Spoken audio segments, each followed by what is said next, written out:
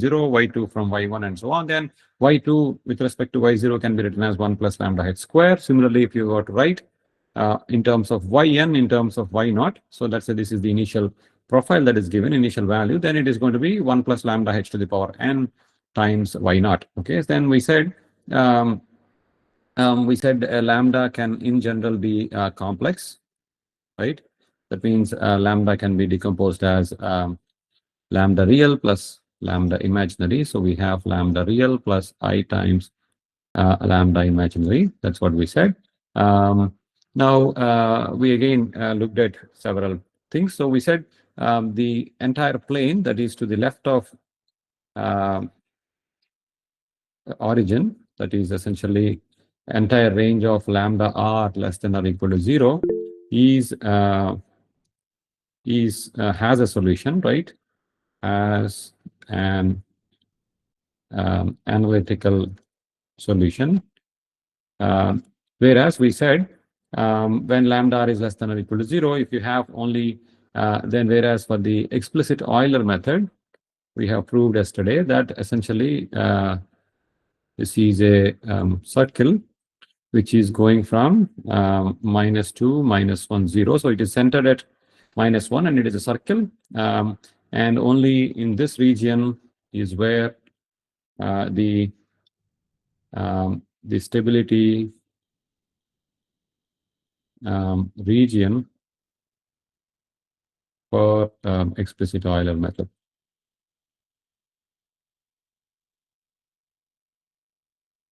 Okay, this is the stability region for explicit Euler method, and we have plotted this on lambda real, lambda imaginary, whereas this one we have plotted on lambda real times h, and this is lambda imaginary times h. Okay, that means if you have a problem where you want to solve y prime equals lambda y, lambda can be some value.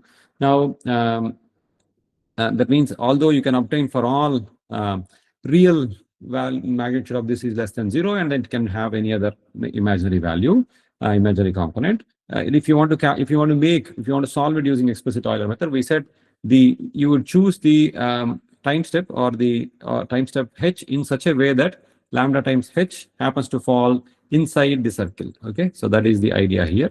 That means we have to adjust h such that lambda h falls within the circle. Okay. Now we also said, okay, if you have purely real values of lambda, that means lambda I is equal to 0. That means for purely real values of lambda, that means lambda r is less than or equal to 0, because lambda r can never be greater than 0. You will not get any physical problems where things will grow indefinitely, right? So then lambda r is less than or equal to 0. If that is the case, we can say that essentially we are, because lambda r is the only thing that is available, we are on the x-axis, right? Essentially we are on the x-axis. So that means we can go from as along this shaded red region. So that means lambda r times h at max can be less than or equal to 2, right? That means we should choose h to be less than or equal to 2 by modulus of lambda r. So that is the h value we should choose. That means h can be at max 2 by lambda r, right? So that is the conditional stability that we have. So conditional stability of the explicit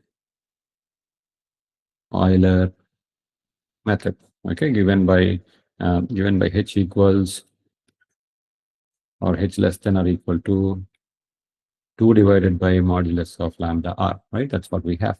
So we cannot take any value higher than this thing, because that will lead to divergence. Okay, fine. So that is what we have looked at yesterday. Now let us try to wrap this up. I think towards the end I made a statement which is incorrect. So I said, let me look at purely real values of lambda. That means lambda r is only there, like lambda r is non-zero, and then lambda I is equal to 0. And then let us consider a case where the solution is unstable. Okay, if the solution is unstable and we have purely real values of lambda, then what we have is we have 1 plus lambda h modulus is greater than 1, right? That means this is greater than 1, and we say that this is basically only real values. That means we have 1 plus lambda r h is greater than 1. So, and we say that although lambda r is negative, right? If this happens to be greater than 1, then what we have is basically this entire quantity, right? For it to be greater than 1, we say that essentially 1 plus lambda r h has negative value, right? With magnitude greater than 1, right? So this is only possible when this has a negative value that is greater than 1, that its magnitude is greater than 1, right? So if this is the case, what will happen? That means 1 plus lambda r h has a negative value. For example, let us say I take h equals 0.5. I take lambda r equals let us say 6 or minus 6, right? We are in the negative this thing. So let us take minus 6. Then this quantity is going to be 1 minus 6 by 2, right? This is going to be minus 2, right? So this is greater than 1 in magnitude. So in magnitude this is greater than 1, but then the value of 1 plus lambda r h itself is negative, right? So 1 plus lambda r h is negative. In this case, it is minus 2. But when you take its absolute value, that is greater than 1, okay? And when you have such a case, okay, so I'm making up a case like this. That means the h we have taken is actually not sufficient. Ideally, we should have taken h to be less than or equal to 2 by modulus of this thing. That means 2 by modulus equal to 1 by 3. That means we should not have taken h to be should have been taken as 0.333, right? But I have taken h to be equal to 0.5, which is greater than this value, okay? So that's why we see that, I mean, that's why we say that the solution is unstable, right? Because the magnitude has come out to be greater than 1. If I had taken it to be 1 by 3, then things would have been below 1 and it would have kind of converged. Okay, then what is the point we're trying to say? So when you see that, let's say the solution is unstable, when 1 plus lambda h is modulus is greater than 1 and lambda is a real value and it is negative, then what will happen? Then essentially 1 plus lambda h is negative. So what does it mean? It means that when I look at the solution, so you have yn plus 1 equals sigma, or I mean we have 1 plus lambda h, right? So we have 1 plus lambda h times yn, right? That is the explicit Euler method applied to the model problem. Okay, then what will happen to yn? Yn, we wrote this as 1 plus lambda h to the power n y0.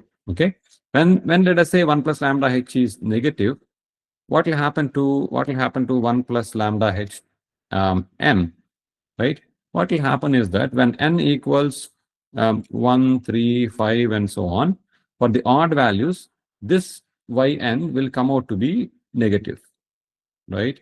Yn will come out to be negative because this is a minus value raised to an odd power. When n equals 2, 4, 6, 8, and so on, then yn will come out to be a positive value. Okay, that means your solution is going to go from so you are given y0, then y1 value will be negative, y2 will be positive, y3 will be negative, y4 will be positive, and so on. That means your solution is going to grow like that, right? So it's going to flip from positive to negative after every h value. So that means it's going to show oscillatory behavior.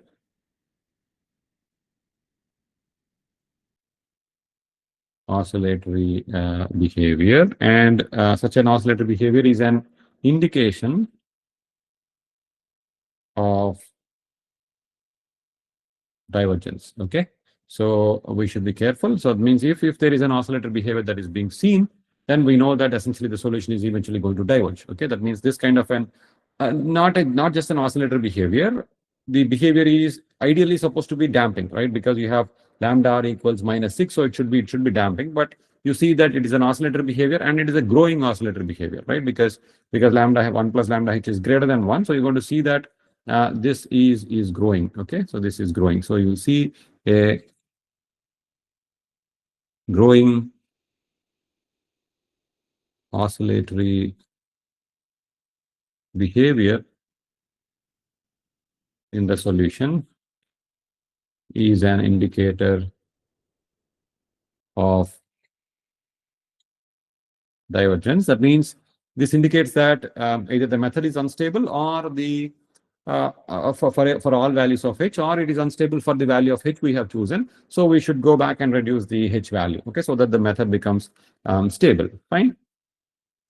Okay, so then let us see if I can. So ideally, we should be able to kind of write a code and do this thing, but I'm going to just give you an idea here, so you can go back and write a code. Let us take an example problem for the explicit Euler method. Okay, so let us say the example problem is y prime plus 0.5 y equal to 0. Okay, that means this can be written as y prime equals minus 1/2 y, right, or minus 0.5 y. Let us say y of 0 equals 1, and we want to take different h values. Okay, and then we want to integrate this to 0 less than t less than 20. Okay, so t equal to 0 is given as 1, y prime plus 0.5 is what is given. That means this is a real value. So our lambda r equals minus 0.5, that is what is given. So we know that the exact solution to this problem is basically y prime by y. That means you're going to get e to the power lambda t is the exact solution. That means e to the power minus 0.5 t, right? So this is the exact solution. Y equals minus 0.5 t. That is the exact solution. That means if you were to plot this in a you calculate this using MATLAB or something, then you would see that essentially the exact solution is this is has the value of 1, that is at t equal to 0, your y is a value of 1, y of 0 equals 1, and then it's going to decay as exponentially as you go like this. So this is the exact solution we will obtain. Let us say this is at the value of t equals 20. Okay, so this is at 0. Fine. Now, for this particular problem, what is the maximum h we can take? So h should be less than or equal to 2 by modulus of lambda r. That means less than or equal to 2 by modulus of minus 1/2. That means h should be less than or equal to 4, right?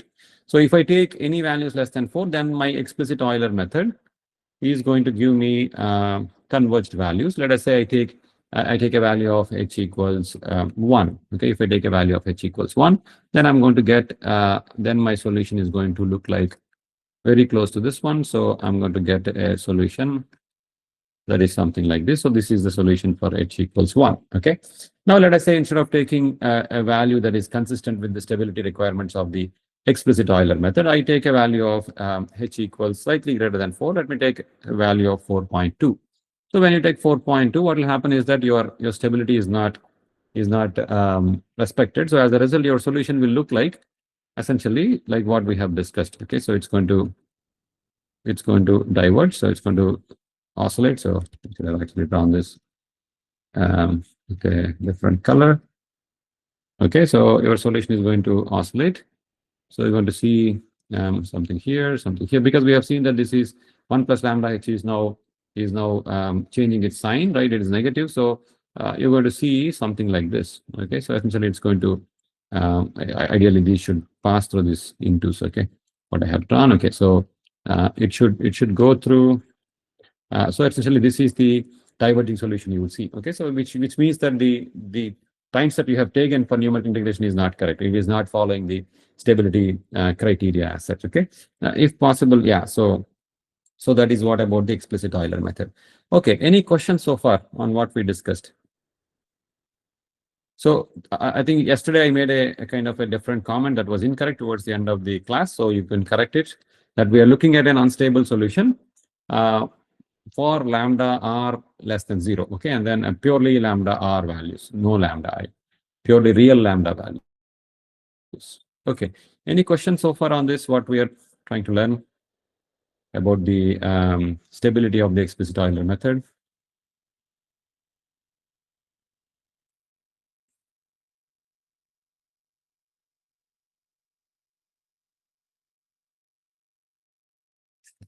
Okay, if not, I'll move on to the implicit Euler method. And please feel free to ask me any questions anytime.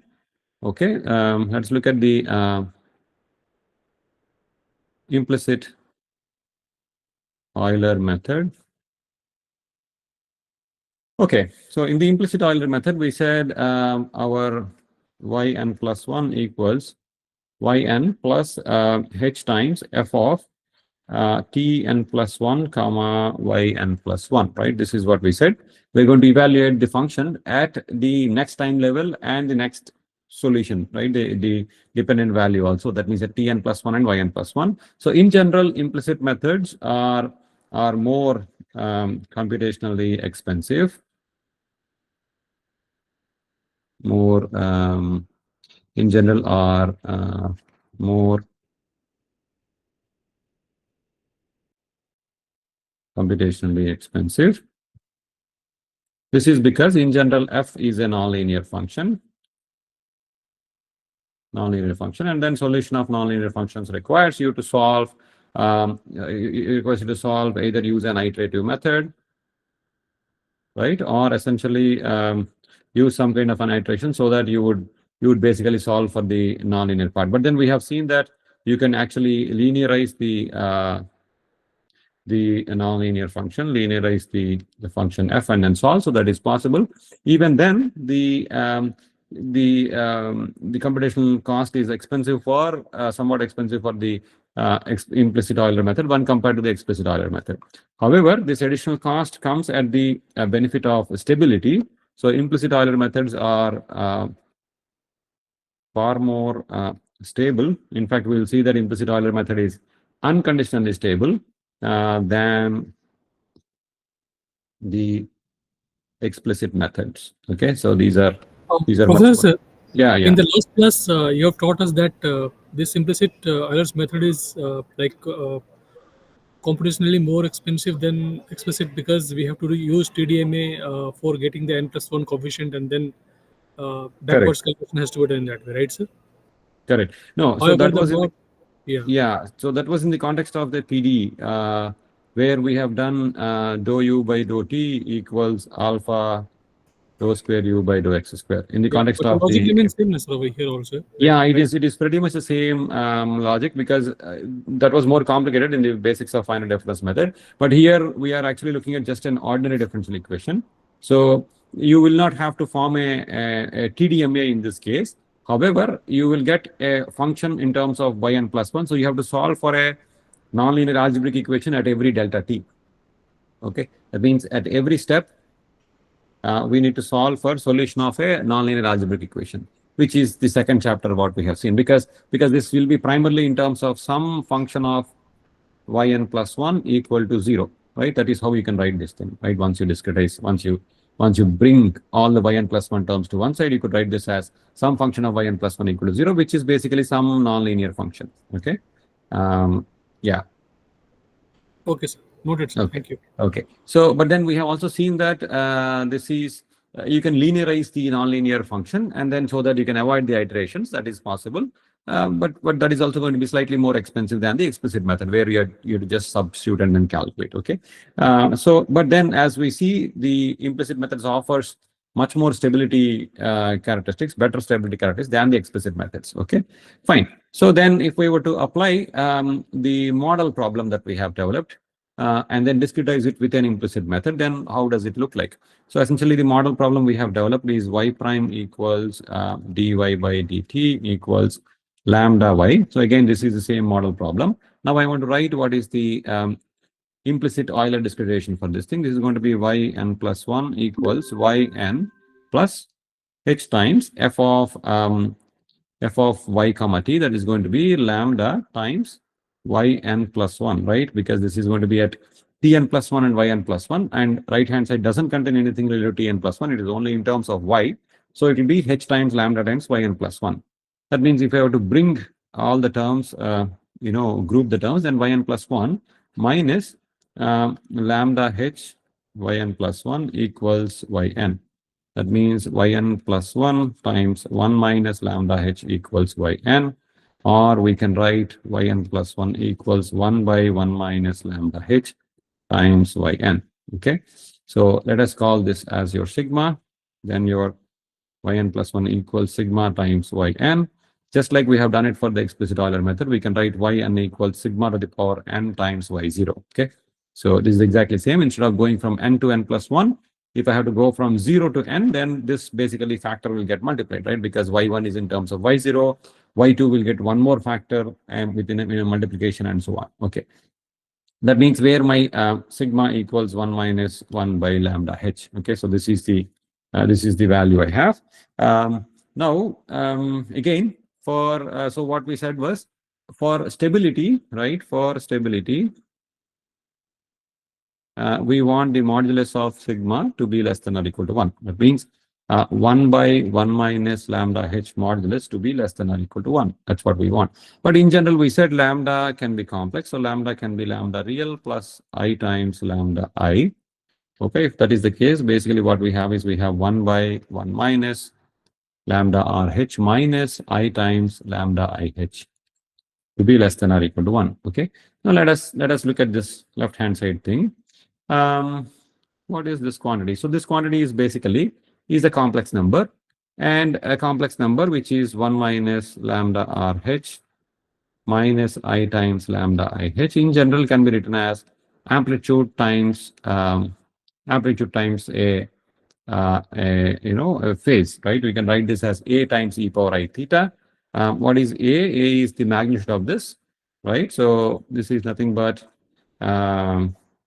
essentially magnitude is so where A equals square root of real square plus imaginary square. That means 1 minus lambda RH whole square, and then I have plus lambda IH whole square, right? So that is what I have. Okay.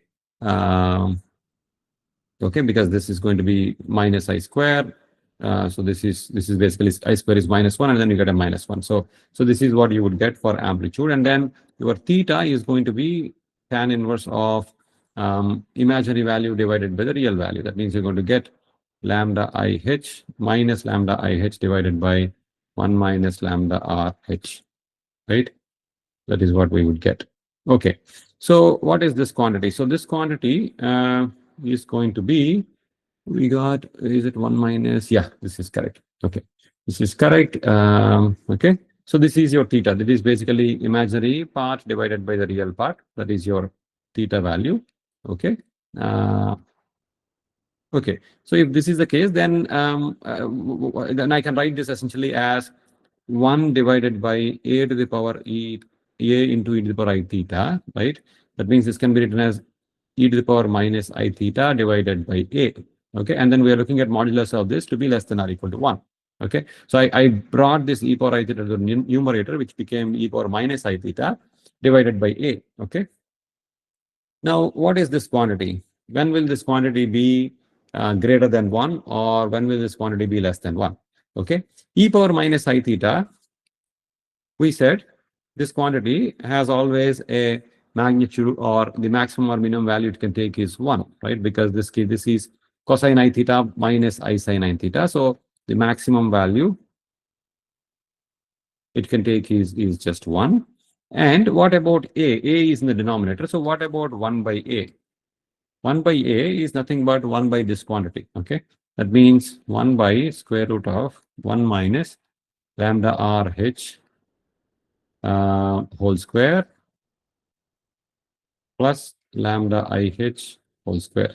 Okay, so we are only interested in problems for which lambda r is less than or equal to 0. We said physically possible problems have lambda r less than or equal to 0. So as a result, lambda r times h is negative. That means 1 minus this is always positive, and it is greater than 1, right? Because lambda r itself is negative. When you multiply that negative with this minus, it is positive, and that quantity is greater than 1. Okay, and then there is some quantity here which is again positive because you're taking a square of that. That means this quantity in the denominator is always greater than 1. Right? It is always positive and greater than 1. When you have 1 divided by something that is positive and greater than 1, this is always going to be less than or equal to 1, right? In fact, always going to be less than 1. That means for all values of lambda r, for all values of lambda r, and for all values of, for all negative values of lambda r, and then for any value of lambda IH, the implicit Euler method is always stable, right? This is always stable. That means implicit Euler method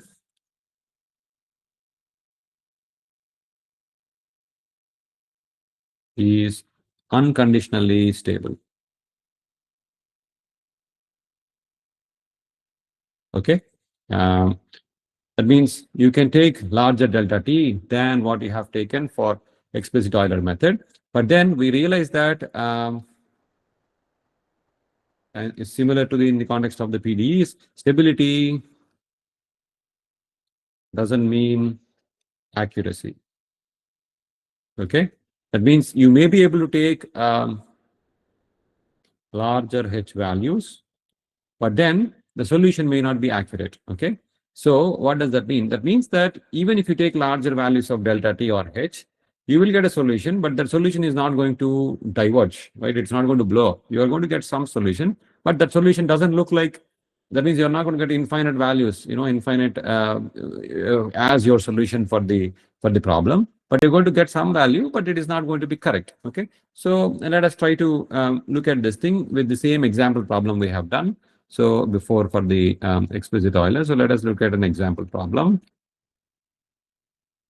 And let us try to take pretty much the same value. So we have y prime plus 0.5, 0.5y equals 0. And then we say that y value at t equals 0 equals 1. And then we want to take time going from 0 to 20. Okay. Then let us try to solve this again. This is time. This is y. And then the exact solution is basically goes from 1.0, it decays as e to the power minus 0.5t. Okay, it decays as minus 0.5t. Then let us say if I take time step of 1, okay, then that's going to basically go very close to the exact solution. So the time step of 1 might go something like this. Okay, I'm just drawing it here. So this is h equals 1. Let us say now I take h equals, similar to the previous case, I take h equals 4.2. H equals 4.2 might actually look like, it is greater than the stability requirement what we had before, but it might look like something like that. Okay. So this could be the value for h equals 4.2. But you see that things have not diverged like in the case of explicit Euler method. But then we see that this is also not exactly correct because this is not accurate. Okay. As a result, because it is not matching with this thing. So that means from the stability point of view, we want to take as large delta t as possible, right? Because it is unconditionally stable. Because a larger delta t, so from the stability viewpoint, we would like to take and we would like to take delta t as large as possible. Okay. However, the solution may not be accurate.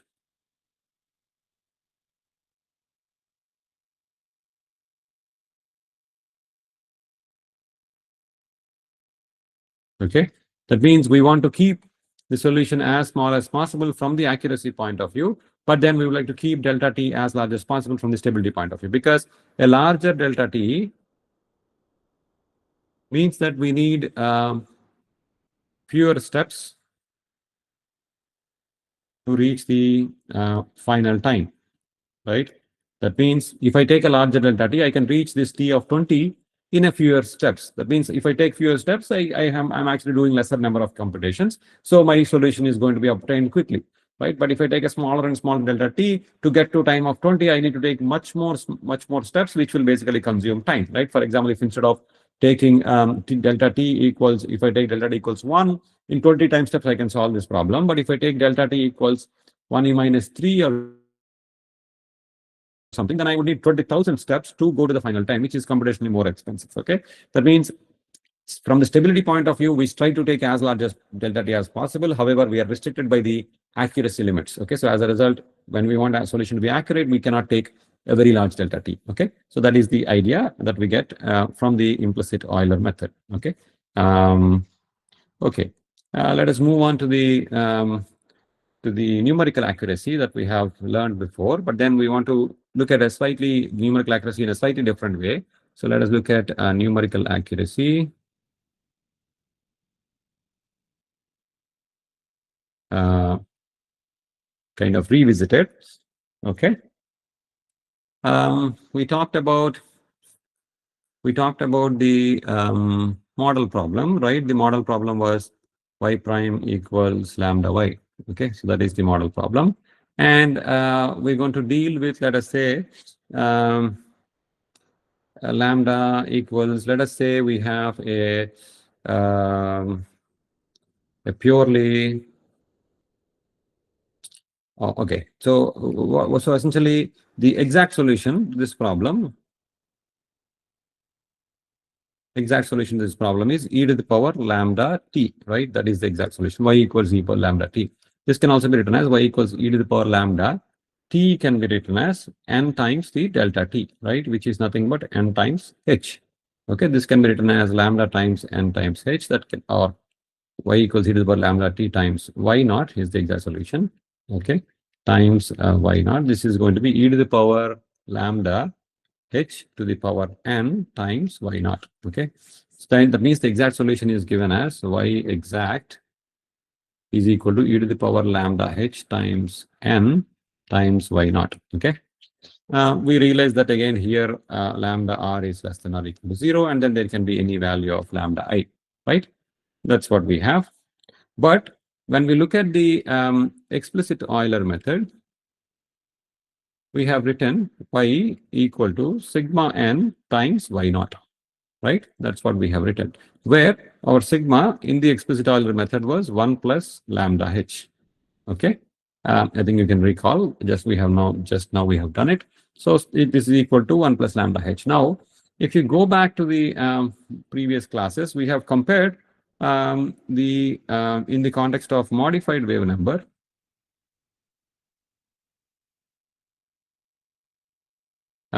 we compared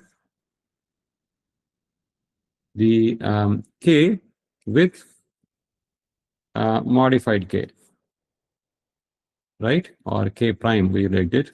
And then we said, okay, the solution is not accurate in this region and it is accurate in the other region and so on, right? So essentially, we can comment on the accuracy. We can comment or obtain, okay, obtain the accuracy of the method.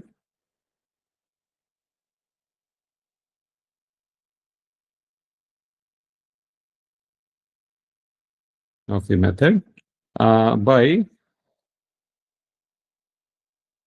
comparing the numerical solution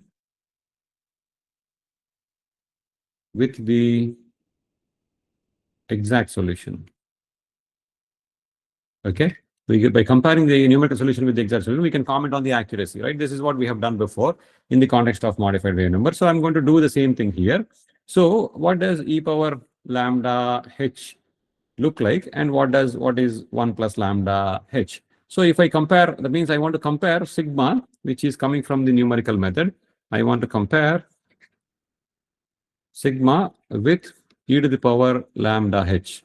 Okay, so that is what I have here. That means this is also e to the power lambda h, and this is sigma n. So I want to compare this sigma with this e power lambda h, because one is coming from the exact solution, the other one is coming from the numerical solution. Then this is we are doing to allow us to compare the accuracy. Okay, if that is the case, I want to compare sigma e to the power lambda h for small values of lambda h can be written as from the expansion of e power x equals 1 plus x plus x squared by 2 factorial plus x cubed by 3 factorial and so on. We can write this as 1 plus lambda h plus lambda square h squared by 2 plus lambda cube h cubed by 6 and so on. Okay. Whereas sigma for the explicit Euler method we have obtained as 1 plus lambda h, right? Now you see kind of a very good comparison. The explicit Euler method is only is only modeling this thing to first two terms of the expansion, right? It only has the first two terms. The remaining terms it doesn't have, right? The remaining terms it doesn't has. So it is only matching up to 1 plus lambda h. That means it is basically has order h square as the accuracy, right? This is what we have already seen. I mean, we have not done in this way, but we said because using Taylor series expansion, we are including only the first term or first two terms. So that's why it is as an order of accuracy of h square. Okay, again, this order of accuracy of h square is a local accuracy because this is per step, right? That means if you do n steps, then this order of h square is going to degrade to order h, right? So that means it has an order of accuracy of order h square locally per step and has first order accuracy globally. Okay, fine. So then what we say is that now from now on we will also say, okay, then let's look at the implicit Euler method. Implicit Euler method, again we wrote y at the n, which is the solution at the end point, n step, equal to sigma to the power n y0. But in the case of implicit Euler, our sigma was equal to 1 by 1 minus lambda h, right? If you go back, so 1 by 1 minus lambda h is again can be expanded if you have small values of x, then 1 by 1 minus x can be expanded as 1 plus x square plus x cube plus and so on. Okay, so that is the expansion.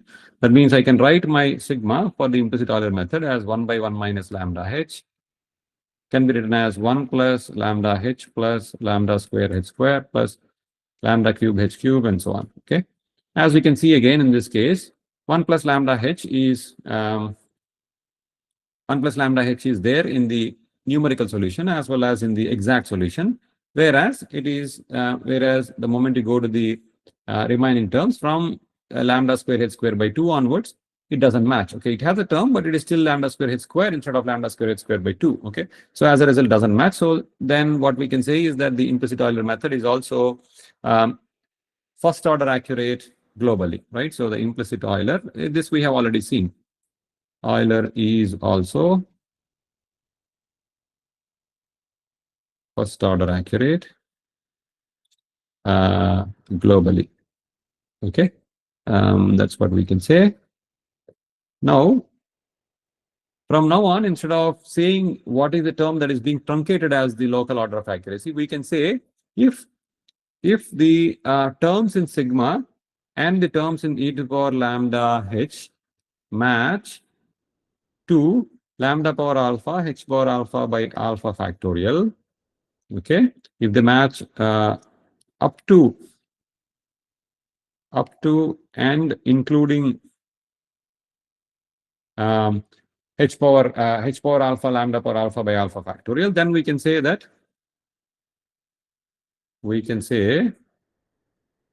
a particular method has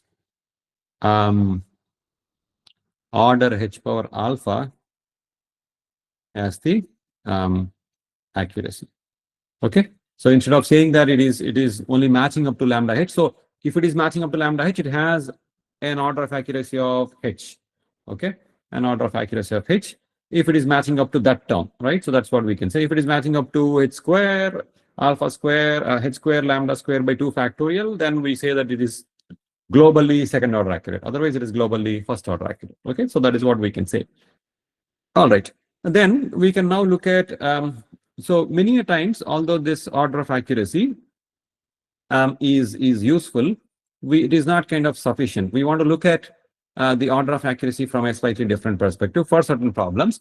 So for certain problems, we are interested in not only in the how the method is accurate in terms of amplitude, we are also interested in knowing how the method is accurate in terms of its phase. Okay, so there are certain problems for which there are oscillatory solutions. Okay, for example, if you take a spring mass system, then the solution is going to be oscillatory. Similarly, if you take a vibrating string or something, the solution is going to be oscillatory. So for all these oscillatory problems, let us consider that the real value is 0. Okay, the real value of the lambda is 0. And then let us say there is only imaginary value that is not equal to 0. That means we are looking at a problem which is y prime equals lambda y, in which case lambda r is 0 and then lambda I is non-zero. Let us call this lambda I as some omega I. That means we have 0 plus I times omega times y. That means I have I omega y is the right hand side. Okay, so I have only purely imaginary lambda. That means we are looking at purely imaginary lambda. Now this is very typical of problems like, as I said, like the spring mass damper systems or spring mass system and any other oscillatory problems. Okay, they'll have only purely oscillatory lambda. Okay, if it is y prime equals I omega y, okay, then what will happen? Then what will happen is that the exact solution is basically e to the power lambda h, right, to the power n times y naught is equal to yn, right? That is the exact solution. That means the exact solution is basically is nothing but has e to the power I omega h. Okay, e to the power I omega h is the is the exact solution. That means yn equals e to the power I omega h times to the power n times y0. Okay, so this is the exact solution, exact analytical solution for this problem. Okay, exact analytical solution, right? I mean, essentially I substitute for lambda equals I omega instead of any real component, right? Real component is equal to 0. So we are looking at purely oscillatory solution. Okay, a purely oscillator solution. That means our exact solution would look something like this by design, right? This is by design. We have an oscillator solution. So if I were to draw, that means my exact solution is going to look like, right? It is not growing or not decaying. Let us say it is basically purely oscillatory. Okay, for some time. So this is basically the t. This is your y of t. Okay. That is the exact solution. Now, what will happen if I try to calculate this using the explicit Euler method? Okay, explicit Euler method we want to compute. But before I do that, actually, we have already seen this in discussing the explicit Euler method. We said explicit Euler method is unconditionally is never stable for purely imaginary lambda, right? That's that statement we made before. Why did we make this statement? We said that stability curve, stability diagram, which is a circle, it is never touching the y-axis, right? So for purely imaginary lambda, that means when you have lambda I, that means if your point is only on the y-axis, because this circle is never touching the y-axis. So any value you take on the purely imaginary lambda, this is always unstable, right? You cannot get whatever value multiply with h, you can never get this to be inside this thing, right? Because it will always be going on this line only, right? You can never get into this circle because the circle is not touching this thing only at x equal to 0. It is passing through x equal to 0, 0, right? Or xy equal to 0, 0. But however, I would like to take a look at this thing. What exactly is explicit Euler method doing? That means we know that sigma equals 1 plus lambda h for the explicit Euler method. That means this is nothing but 1 plus I omega h is the explicit Euler method. That means this is nothing but square root of 1 plus omega square h square times e to the power I theta times e to the power I theta, where theta equals tan inverse imaginary part is omega h divided by real part is 1. Okay, so this is your sigma. We know that now for any value of omega, whether it is positive or negative, omega square is always positive. For any value of delta t which is positive, this is always greater than 1. This is always greater than that. That's why this is always unstable, right? This is not going to be stable at all. Okay. Okay, that is fine. I mean, then you may ask, like, why are we looking at this method? This is anyway unstable. But I want to make something about the phase error. So this is the amplitude error, which is basically growing because the amplitude keeps going. Whereas what about the phase? The phase is dictated by theta, right? That is tan inverse omega h. What is the phase for the exact solution? The phase for the exact solution is e to the power I omega h. That means if you were to take e power I theta is equal to e to the power I omega h, then the phase is omega h, right? So the phase for exact solution is omega times h. Okay, That means it will be for one step, it is going to be omega h. For the next step, it is going to be omega h times 2, right? 2 omega h, and it is 3 omega h, and so on, right? That is what is this phase, right? Because this is theta, 2 theta, 3 theta, and so on. Okay.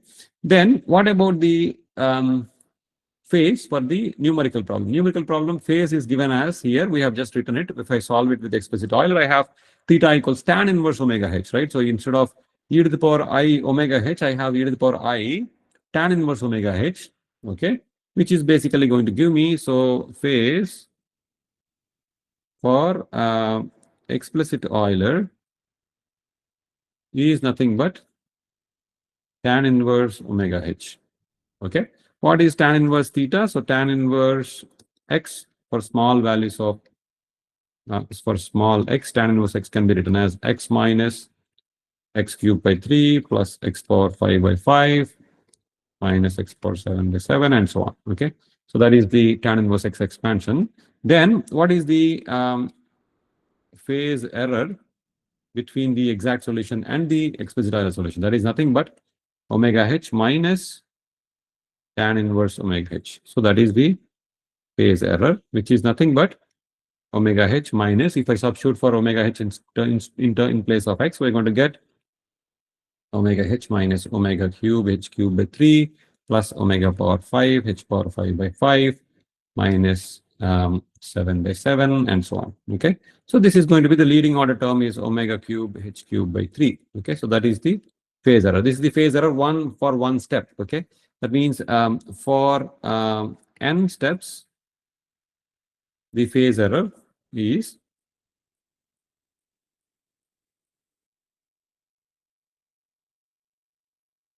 n times this phase error. Okay. That means n times this omega cube h cube by 3. Okay.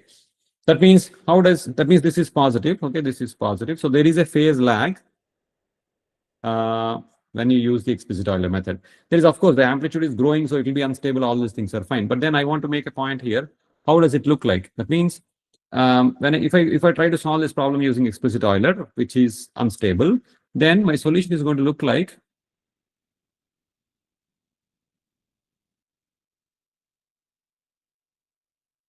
right. You see, it's kind of grows as you go, and it also there is a phase lag. It kind of goes out of phase. So the amplitude is growing, right? The amplitude is growing like this, but then you see that there is a phase lag. That means this is there, right? So this is the first one is exact solution, which has a phase of omega h, whereas this one has a phase of tan inverse omega h. So that phase keeps growing as you go out. So that is the phase error. Okay. Which is involved. So many a times we are interested in knowing this thing, right? If you have a seismic activity or some kind of a spring mass system or something, then it doesn't reach the peak value at the corresponding time. It's going to reach the peak value after a certain time or before a certain time. So there are errors not only in terms of amplitude, but there are also errors in terms of phase. That means at what time it's going to reach the bottommost point, or at what time it's going to reach the topmost point, right? These are different. So this is the phase error that is involved, which of course this is not useful in the context of explicit Euler but method, because eventually it is going to diverge. But then it is interesting to note that there is a phase error that is involved, and we're going to apply this concept to implicit Euler method, which is anyway stable. Okay, and then we'll calculate what is the phase error in the implicit Euler method as well for purely imaginary values of lambda. Okay, like what we have done now. Fine. So that is about it. We will continue with the implicit Euler method and then look at the trapezoidal method in the next lecture. Here it is a holiday tomorrow. Tomorrow is a holiday. So 5th November is holiday on account of Guru Nanak Jayanti. So as a result, no class tomorrow. Okay. We're going to directly meet on next Monday, that is on 10th of, so next class is on Monday, 10th of November. Okay. Fine. Any questions, anybody?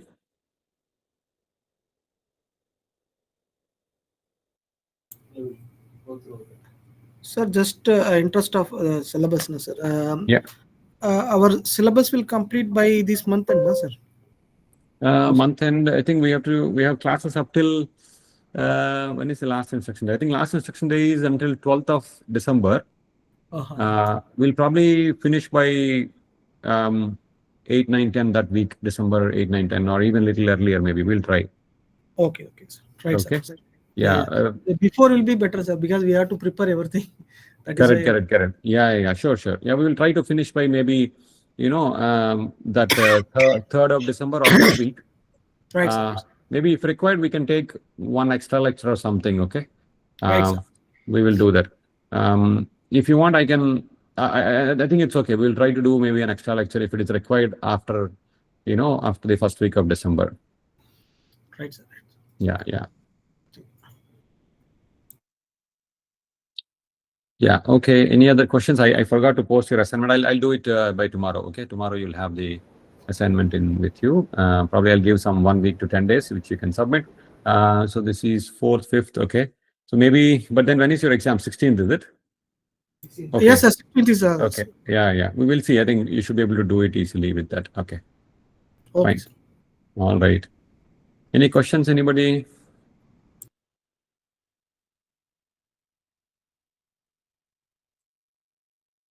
Okay, if no questions, I'm going to stop here. We will catch up again on Monday. It is 10th of November. Okay. Fine.